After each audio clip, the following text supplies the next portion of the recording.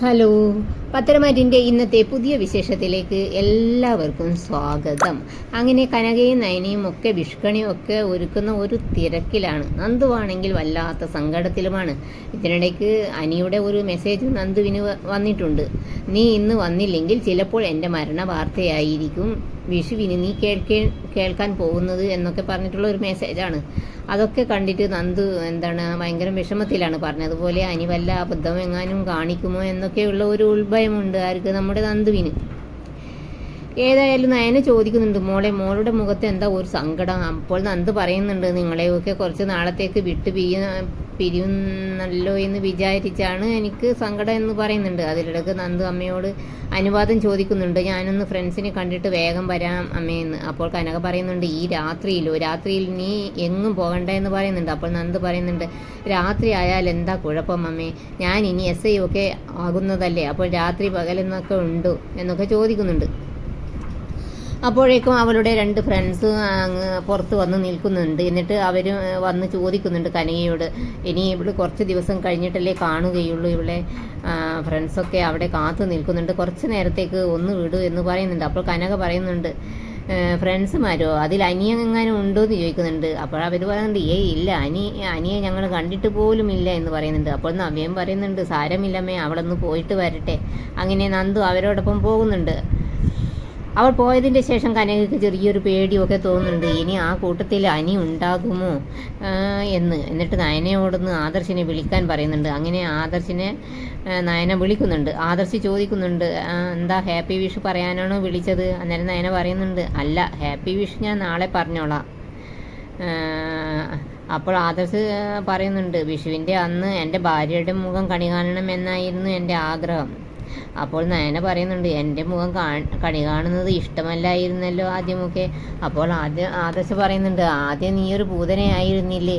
അന്നേരം പെട്ടെന്ന് നയന ചോദിക്കുന്നുണ്ട്, എന്താ പറഞ്ഞത്? അന്നേരം ആദർശ് ഒന്നുമില്ല, നീ എന്തിനാ വിളിച്ചത് എന്ന് ചോദിക്കുന്നുണ്ട്. അപ്പോൾ നയന ചോദിക്കുന്നുണ്ട്, അവിടെ അനിയുണ്ടോ എന്ന്. അപ്പോൾ ആദർശ് പറയുന്നുണ്ട്, അനിയെ കുറേ നേരമായി ഇവിടെ കാണുന്നൊന്നുമില്ല, അവൻ്റെ വണ്ടിയൊന്നുമില്ല, അവൻ എവിടെയോ പോയിരിക്കുകയാണെന്ന് തോന്നുന്നു എന്ന് പറയുന്നുണ്ട്. അത് കേട്ട് നയന ഒന്ന് ഞെട്ടുന്നുണ്ട്. എന്നിട്ട് നയന ആദർശിനോട് പറയുന്നുണ്ട്, നന്ദു പുറത്ത് പോയിരിക്കുകയാണ്. അപ്പോൾ ആദർശ് ചോദിക്കുന്നുണ്ട്, എന്തിനാ അവളെ ഈ രാത്രിയിൽ വിട്ടത്? മിക്കവാറും അവൾ അനിയെ കാണാൻ തന്നെയായിരിക്കും പോയത് എന്നൊക്കെ പറയുന്നുണ്ട്. പിന്നെ കാണിക്കുന്നത് നന്ദു അനിയുടെ അടുത്തെത്തിയിരിക്കുകയാണ്. നന്ദുവിനെ കണ്ടതും എനിക്ക് ഭയങ്കര സന്തോഷമാകുന്നുണ്ട്. എന്നിട്ട് നന്ദു പറയുന്നുണ്ട്, നീ എന്നെ വല്ലാതെ വിഷമിപ്പിക്കുന്നുണ്ട് അനി. അപ്പോൾ അനിയും പറയുന്നുണ്ട്, നീയും എന്നെ വല്ലാതെ വിഷമിപ്പിക്കുന്നുണ്ട്. അപ്പോൾ ഫ്രണ്ട്സ് പറയുന്നുണ്ട്, ഇനി അവരുടെ വിഷമം അവർ പറഞ്ഞ് തീർക്കട്ടെ, നമുക്കിങ്ങ് പുറത്തേക്ക് പോകാമെന്ന് പറഞ്ഞിട്ട് അവർ പുറത്ത് പോകുന്നുണ്ട്. പിന്നെ നന്ദു പറയുന്നുണ്ട്, എനിക്ക് പെട്ടെന്ന് തന്നെ പോകണം, എന്താ നിനക്ക് പറയാനുള്ളത് എന്ന് ചോദിക്കുന്നുണ്ട്. അപ്പോൾ അനി പറയുന്നുണ്ട്, നിന്നെ ഞാൻ പെട്ടെന്നൊന്നും പോകാൻ വിടില്ല എന്ന് പറഞ്ഞ് റൂമിൻ്റെ വാതിലൊക്കെ അനി അടക്കുന്നുണ്ട്. അത്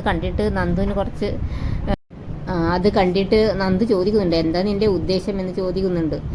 അപ്പോൾ അനി പറയുന്നുണ്ട്, എനിക്കൊരു ഉദ്ദേശവുമില്ല, നീ ഓടിപ്പോകാതിരിക്കാൻ ഞാൻ വാതിലടിച്ചെന്നേ ഉള്ളൂ. അല്ലെങ്കിലും എന്നെ പോലെ അത്ര ശക്തിയൊന്നും ഇല്ലാത്ത ആൾക്ക് കരാട്ടയൊക്കെ പഠിച്ച നിന്നെ എന്ത് ചെയ്യാൻ പറ്റും?